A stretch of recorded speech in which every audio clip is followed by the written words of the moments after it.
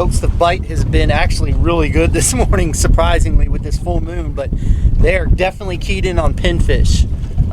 Every bait that's going down, we're getting hit, broken off, but the bite has been really, really good so far this morning.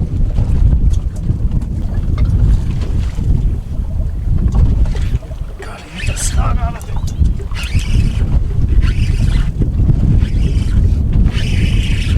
Must be a group of fish. It's not coming after it.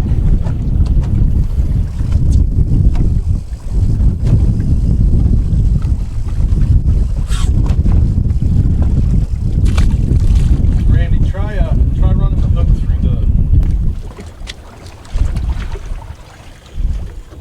Any hits? On the bottom?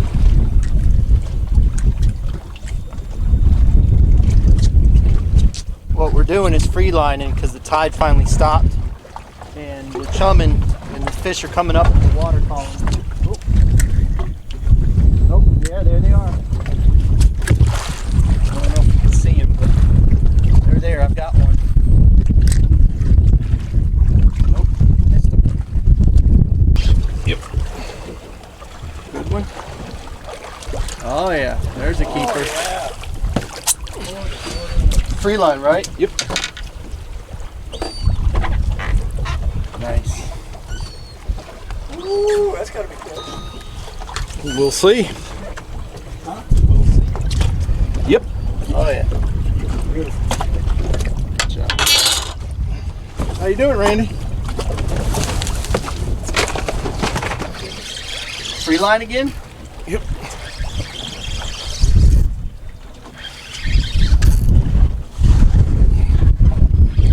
That dolphin again. Oh yeah. Gonna be close. Oh, that's put it in the box. We have to measure that one. I don't know. It's gonna be close. As I stated before, what we're doing is free lining right now because that tide's not moving. Let's see if this fish will keep. Nope. 23.5 inches. Off he goes. Those are snapper right there. And he's got one. Randy. Hit him. What the hell was that?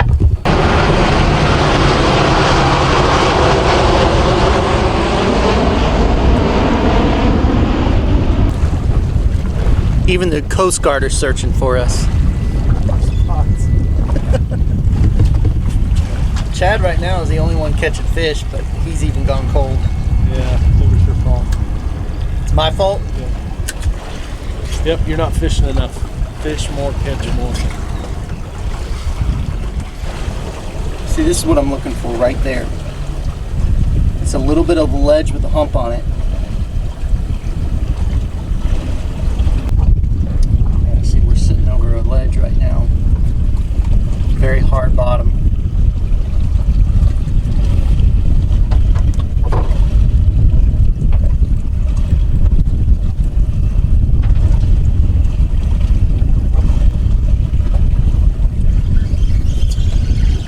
That took a long time.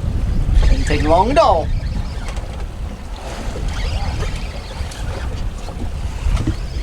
This is what I'm talking about. Those squiggly little lines right there indicates hard bottom on the side imaging. Red grouper. Take it on, Jan. Oh no, look at that big jumping. Dolphin? Yep. Come on, man. But this indication right here is hard bottom. That's exactly what I look for on the Simrad. Let me show it on my Hummingbird, just on the sonar. There it is on the sonar.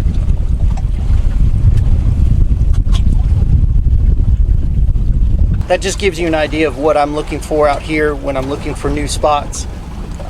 Those on the side imaging, those small little squiggly lines indicates hard bottom, and that's exactly what we're sitting on right now. Somebody catch a fish.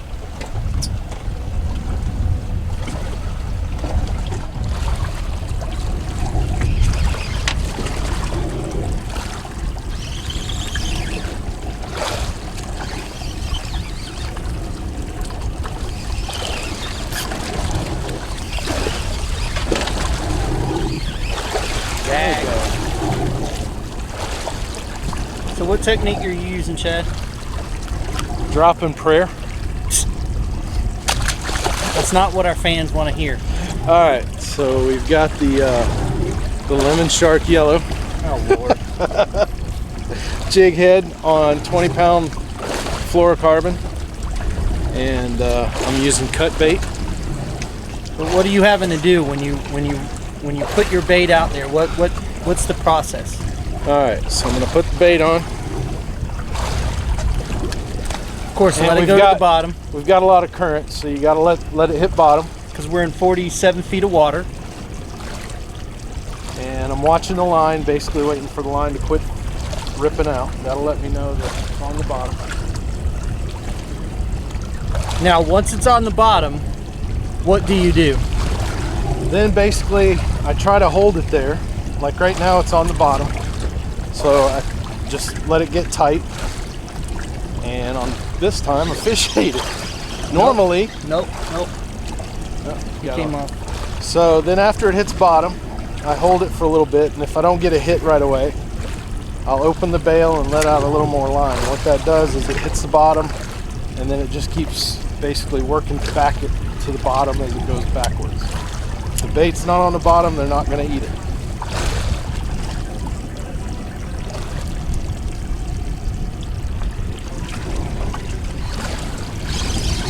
And they grab it. That's a good fish. Yes, it is. You don't think he got? No, he didn't get eaten. No, he didn't get eaten. Now he might have. God dang it!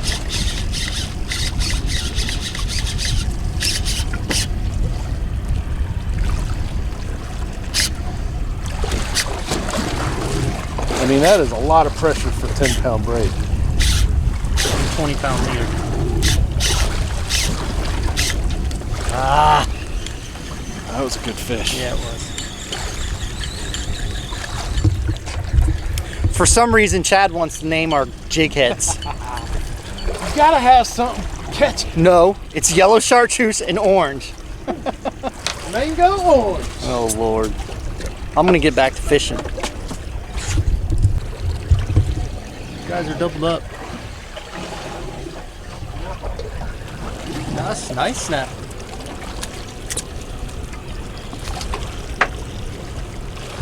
Well, make it triple up.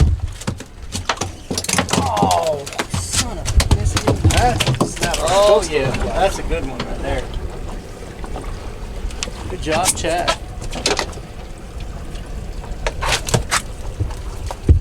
Doubled up, red grouper and snapper. Hold them up.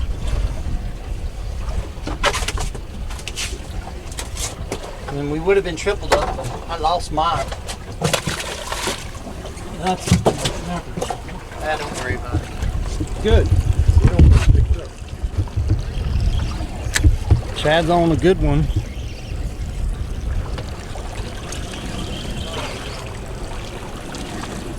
Oh yeah. He'll be close. Come on, Randy's Randy, get on him. one.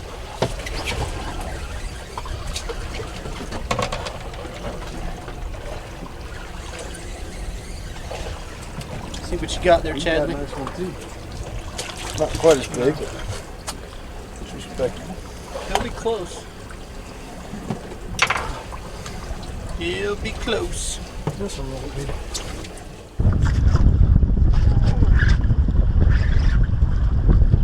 Snapper, I think. Yep. Yep, there it is, Randy. Get him. Real. That's a fish.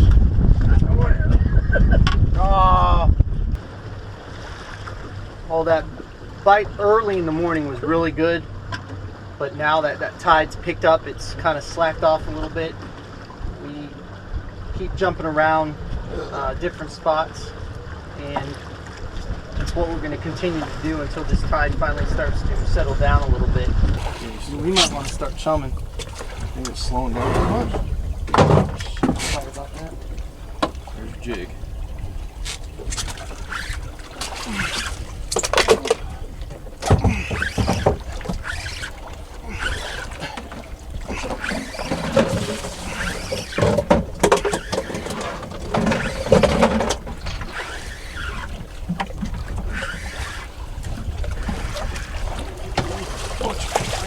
sir. He's gonna be close. I'm sorry I did that.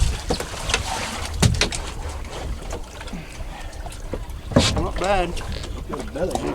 It came Can right you out. step on a wee, please? I don't think he's gonna make it. Well, Chad said, well, let's go try the red snapper spot because it's red snapper season right now. And I said, okay, but I hate coming to this spot because it's so hard to get set up on. But look at that! Look at there! That's a keeper! How about that, Chad? I'm thinking that's about right. Woo-hoo-hoo. I wonder why this spot has red snapper on. I don't know, but look at the fish coming up on that thing. Whew. Oh, Lord. Mighty thing. Yep. Oh, wait. Oh yeah, another keeper. Another keeper.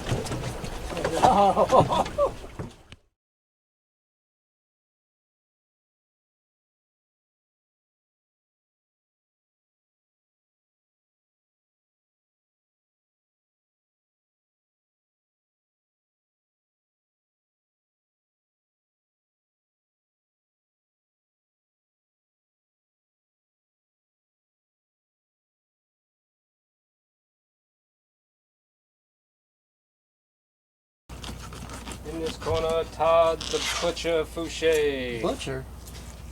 I don't know what you're talking about. Just leave me the carcass. Feed me and 7 immigrants. Please, son. Little fish stew. Look at that. It's clean. I Really? don't know Sharpen what the you're knife talking for you. about. Sharpen that knife for you. You talking about that little bit of meat on the rib? Look at that. Oh yeah. Look at that. No, feed the fish. He already. Here. Yeah. There's your red snapper. Anyway, my wife is going to help me clean this or cook this tonight. So, again, it was an American red snapper that we caught inside the bay. And so it's not a fluke. I do have a waypoint that is called red snapper. So now we will go and cook it. All right, everybody, I'm super excited. I'm having red snapper for the first time tonight. My wife is preparing it for me, and we're gonna do a cooking segment on Tampa Bay Fishing Channel for the first time. I'm super excited about this. Let's get to it.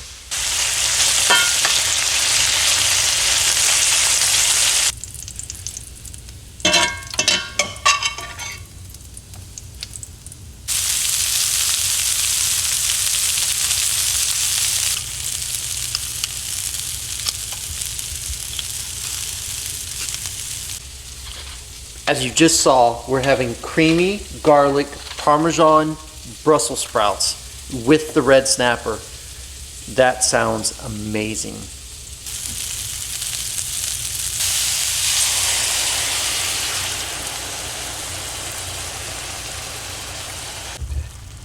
Okay, the Brussels sprouts have simmered in the cream sauce for a few minutes and it's reduced. So I'm going to stir the bacon back in really quickly. Turn the heat off already. I'm stirring the bacon back in, and then I'm just going to top it with the mozzarella and the Parmesan cheese. Okay, first we have the mozzarella. You can measure if you want to. This is a half a recipe, by the way, because there is only 2 of us, so this is just a pound of Brussels sprouts, not 2. So I just basically reduced everything in half, except for maybe the cheese, because there's no such thing as too much cheese. And some Parmesan to make a nice crispy topping. There's only a little bit left in here, why not throw it on? It'll be good, delicious. And it's going in a 400-degree oven because that's the temperature I need the fish at. But it's gonna go in there for about 10-15 minutes. I'm gonna throw it on the bottom so I can put the fish on the top. So next we're gonna move on to the fish. I have my dish prepared. I just sprayed a little bit of olive oil in the bottom. It called for a butter nonstick spray. I'm not into the chemicals, so I'm not gonna use that. I'm using a little olive oil. The piece of the fish at the tail is a little thin, so I'm just gonna do a little tuck so that it has the same thickness all around, so it'll cook a little more evenly. But I've got them in the baking dish, and now I'm gonna go and prepare the toppings for them. So I'm starting the recipe out. I'm putting the 4 tablespoons of butter. I'm an eyeballer, so if you want to measure, feel free.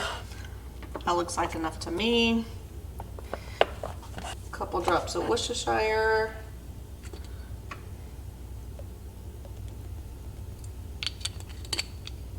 A half a teaspoon of Creole or Cajun.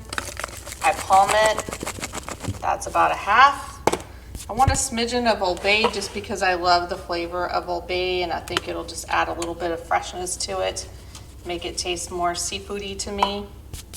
Throwing that in. Then I'm gonna get my garlic out again. If you don't have a garlic press, you need to get one. They're the best. Fresh garlic is the best. I even like to get all the goodies out of the middle because I've already peeled the garlic, so it's perfect.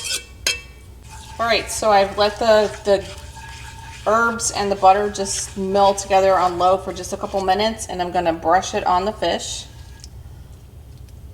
Trying to get some of this garlic on there, but it's gonna mix with the breadcrumbs in a minute anyway, so either way, it's going on there. Just a little.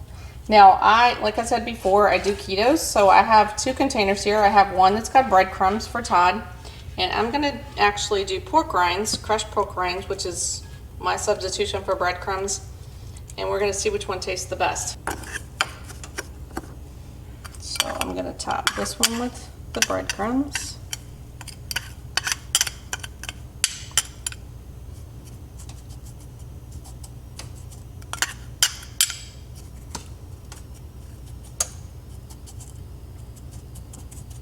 If you guys have never cooked with crushed pork rinds, you need to do it. It tastes like bacon, which we all know is delicious. So, that's Parmesan.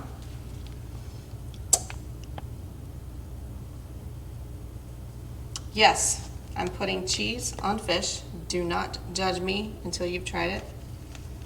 It's delicious. The fish is done.